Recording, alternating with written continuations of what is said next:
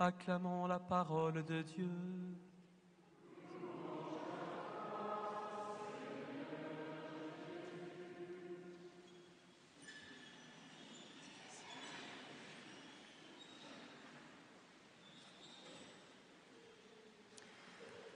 Alors, chers frères et sœurs, je me fais le porte-voix de Jésus dans cet évangile qui pose cette question: crois-tu? Crois-tu que je peux donner la vie?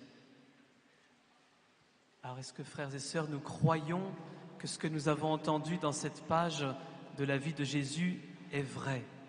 Est-ce que nous croyons que ça s'est vraiment passé? Que Jésus est arrivé près d'un tombeau et qu'il a fait sortir le mort qui était mort depuis 4 jours du tombeau. Est-ce que nous le croyons?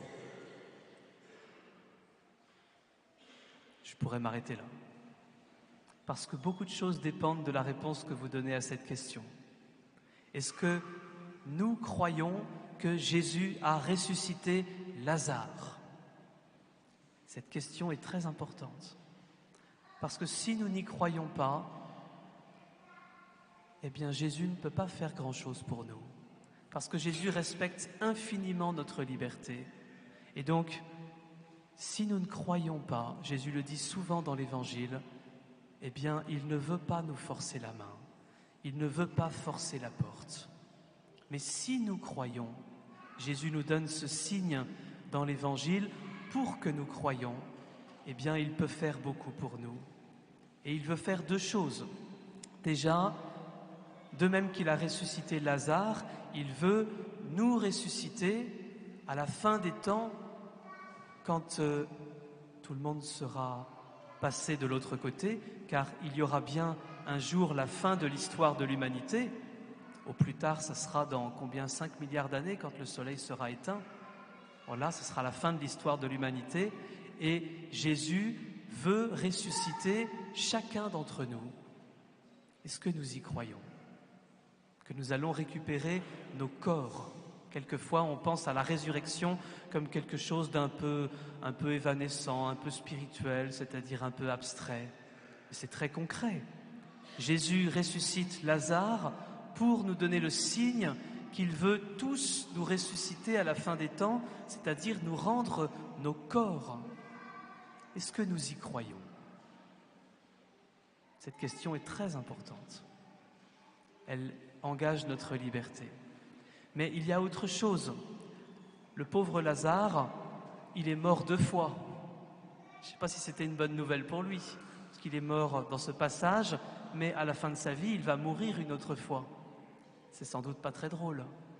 Et ce que veut manifester Jésus dans cette page d'évangile, c'est que non seulement en ressuscitant Lazare, il nous manifeste que nous tous, il veut nous ressusciter à la fin des temps, mais s'il a ressuscité Lazare aujourd'hui, c'est pour nous manifester qu'il veut nous ressusciter tous aujourd'hui, chacun.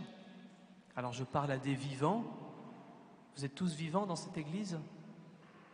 Ça va, ça bouge, ça a l'air vivant. Nous sommes tous vivants dans cette église. Et pourtant Jésus veut nous ressusciter aujourd'hui. Qu'est-ce que ça veut dire? Eh bien, vous vous rappelez que le premier jour du carême, le mercredi des cendres, nous avons mis de la cendre sur votre front, c'est-à-dire quelque chose de mort. La cendre, c'est mort. Pour manifester que ce qui est mort doit partir. Tout au long de la célébration et de la journée, les cendres qui étaient sur votre front, petit à petit, sont tombées, en signe que Dieu veut enlever de notre cœur tout ce qui est mort. C'est ce que Jésus veut faire pour nous aujourd'hui, et c'est ce qu'il veut faire à chaque fois que nous lui demandons. Il veut enlever de notre cœur ce qui est mort. Alors, qu'est-ce qui est mort dans notre cœur? Pour certains, c'est peut-être une tristesse, pour d'autres, une angoisse, pour d'autres, une blessure, pour d'autres, une inquiétude, pour d'autres, une question, pour d'autres, une souffrance. Voilà des choses qui nous rendent morts un petit peu intérieurement.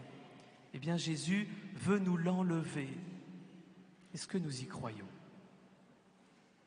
Cette question est très importante.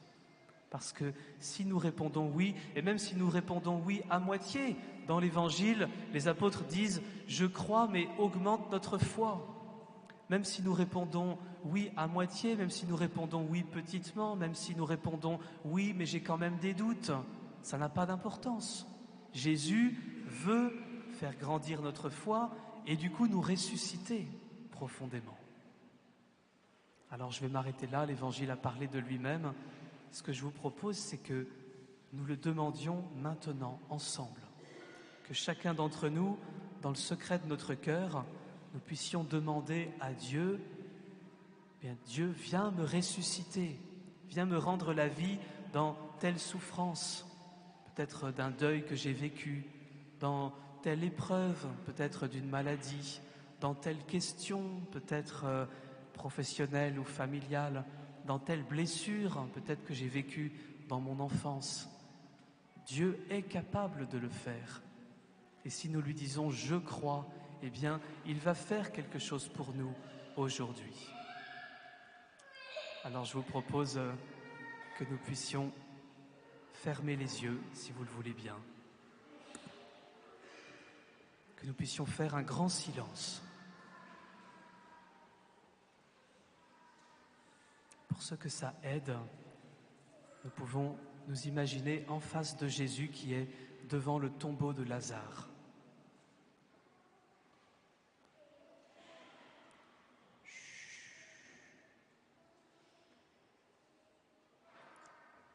Et dans le fond de notre cœur, eh bien, nous demandons au Seigneur, Seigneur, viens me ressusciter, c'est-à-dire viens me rendre la vie dans cette souffrance, dans cette blessure, dans cette angoisse, dans cette question, dans cette épreuve, dans cette maladie, dans ce deuil. Oui, fais-le, Jésus, pour moi. Je le crois. Je crois que tu peux le faire.